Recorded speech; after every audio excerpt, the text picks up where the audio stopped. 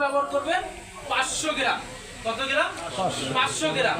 আর অন্যান্য ফসলের ক্ষেত্রে আপনি 250 গ্রাম ব্যবহার করতে পারেন।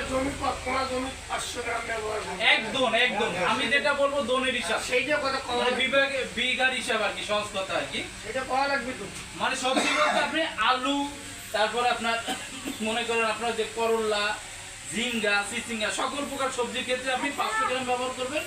যদি ভুট্টা বা আপনার মনে করেন অন্যান্য ফসলের ক্ষেত্রে আপনি এটা 250 গ্রাম করে ব্যবহার করলেই যথেষ্ট। কথা ক্লিয়ার? এটার নাম কি ভাই? Bumper tricho powder. নাম কি?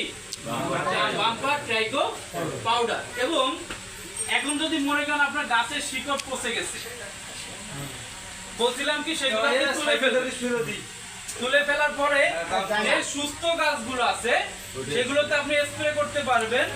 লিটার প্রতি 10 গ্রাম করে দিতে হবে।